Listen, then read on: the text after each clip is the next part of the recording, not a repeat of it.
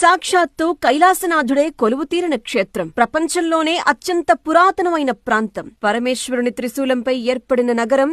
ప్రళయకాలంలో కూడా నాశనం కాదని చెప్పబడే ఒక దివ్య క్షేత్రం కాశీ. కాశీ కాశీ కాశీ అని 3 సార్లు పలికితే చాలు మోక్షప్రాప్తి సిద్ధిస్తుందని కాశీఖండంలో పేర్కొనబడింది. అంతటి మహామహిమాన్వితమైనటువంటి నగరాన్ని జన్మలో ఒక్కసారైనా దర్శించుకుంటే చాలు అని అనుకోని భక్తులుండరు. ఆనంద కాననం, కాలభైరవ దర్శనం, విశాలాక్షి వీక్షణం, విశ్వనాథుని విన్యాసం, అన్నపూర్ణమ్మ అనుగ్రహం, మోక్షపురి, మహాశ్మశానం, పంచక్రోశ క్షేత్రం అనేటువంటి ఎన్నో పేర్లు మన కాశీకి. భువిలోన కొలువైన పరమేశ్వరుని నిత్య నివాసమే కాశీక్షేత్రం. తల్లి గర్భంలో 9 నెలల కాలంలానే వారణాసిలో 9 రోజుల నిద్ర ఒక మనిషికి అంతటి పవిత్రతను చేకూరుస్తుందట. ఇక కాశీక్షేత్రంలో గ్రద్దలు ఎగురవు, గోవులు పొడవవు, బల్లులు అరవవు, శవాలు కంపుకొట్టవు, కాశీలో మరణించిన ప్రతి జీవి కుడిచెవి పైకి లేచుంటుంది అని ఎన్నో విశేషాలు వింటూ ఉంటాం. కాశీ విశ్వేశ్వరునికి శవభస్మన లేపనంతో పూజ ప్రారంభిస్తారు. ఇక కాశీలో పుణ్యం చేసినా పాపం చేసినా 1,000,000 రెట్ల ఫలితం ఉంటుంది అంటారు. ఇక్కడ శక్తిపీఠం